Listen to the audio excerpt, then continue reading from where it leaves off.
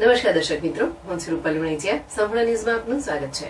પાલનપુર શહેરમાં ટ્રાફિકને લઈ પાલનપુર બાયપાસ 4 લેન રોડ બનાવવામાં જમીન સંપાદનનું જાહેરનામું બહાર પાડવામાં આવ્યું છે, જેમાં 15 ગામોનો સમાવેશ થાય છે અને 60 થી 100 મીટર સુધીની જમીન સંપાદન કરવામાં આવે છે. તો થરાદથી ગાંધીનગર ભારતમાલા 6 લેન રોડ બનાવવામાં જમીન સંપાદન 60 મીટરનું જાહેરનામું બહાર પાડવામાં આવ્યું છે. તો પાલનપુર સિટીના બાયપાસ માટે આટલી મોટી જમીન સંપાદન કરવામાં આવે તો આશરે 50 જેટલા ખેડૂતો જમીન વિહોણા બની જાય તેમ છે. જો આ જમીન સંપાદન 30 મીટર કરવામાં આવે તો અસરગ્રસ્ત ખેડૂતો પોતાની જમીન વિહોણા ના બને અને બાકી રહેતી જમીનમાં પશુપાલન તેમજ પરિવારનું ગુજરાન ચલાવી શકે.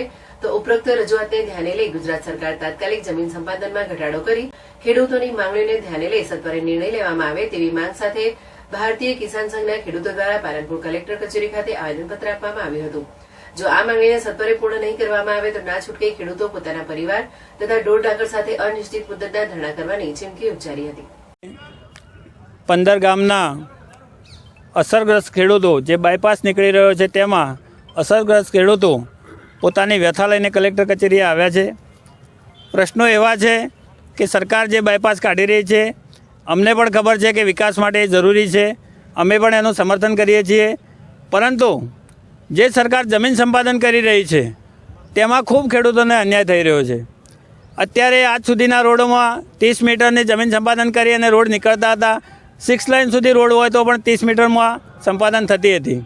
આજે આ જે જમીન સંપાદન થઈ રહી છે એ 60 મીટરથી 100 મીટર સુધીનો, એટલે કે લગભગ 250 થી 300 ફૂટનો રોડ થાય. હવે ઊભા પટ્ટાની ખેડૂત હોય તો ખેડૂતની જમીન બિલકુલ જતી રહે.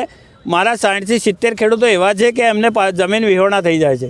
આવી પરિસ્થિતિમાં સરકારે ખેડૂતો સાથે, ખેડૂત આગેવાનો સાથે સંકલન કરી અને વચ્ચેનો રસ્તો કાઢવો પડે.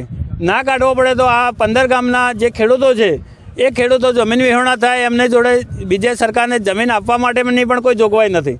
જો સરકાર અમને જમીન આપતી હોય તો અમારે રૂપિયો જોઈતો નથી.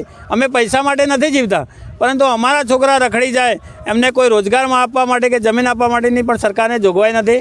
આવી પરિસ્થિતિમાં અમે આજે કલેક્ટર કચેરીએ પ્રથમ રજૂઆત કરવા માટે આવ્યા છે કે ભાઈ જમીન સંપાદન કર્યું હોય તો 30 મીટર જમીન સંપાદન કરી અને તમે સારો રોડ કાઢો, અમે તમને સપોર્ટ કરીશું.